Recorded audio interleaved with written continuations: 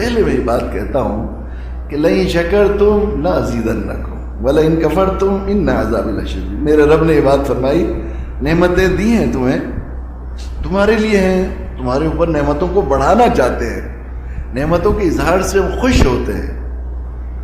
ہم چاہتے اس لیے کہ تمہاری انسانیت کا تقاضا یہ ہے کہ تم انعام کی قدر کرو.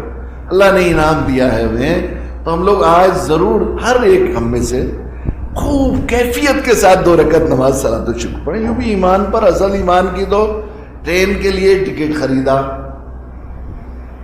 بنایا کتنی محنت سے، مشقت سے، بڑی صفائشیں کر کے، اور ٹرین میں کوئی ثبوت نہیں ہے تو ٹی ٹی کو کیا کہو گے آپ؟ جیل میں جائیں گے نہیں؟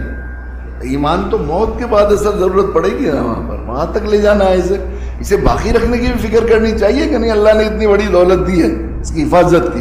حضرت مولانا مسیح الامت حضرت مولانا مسیح اللہ خان صاحب جلال آبادی رحمۃ اللہ علیہ بڑی پیاری بات فرمائے کہ بھئی ایمان پر خاتمے کا ایک چھوٹا سا نسخہ بتاتا ہوں. بالکل جب کبھی خیال آ جائے اللہ نے ایمان عطا فرمایا ہے، دل کی گہرائی سے الحمدللہ کہہ لیا کرو، الحمدللہ.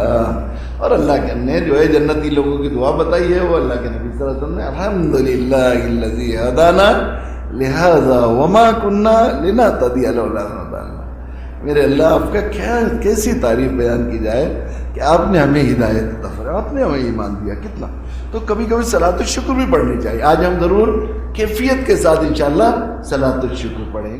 کس سے مانگیں کہاں جائیں، کس سے کہیں، اور دنیا میں حاجت روا کون ہے.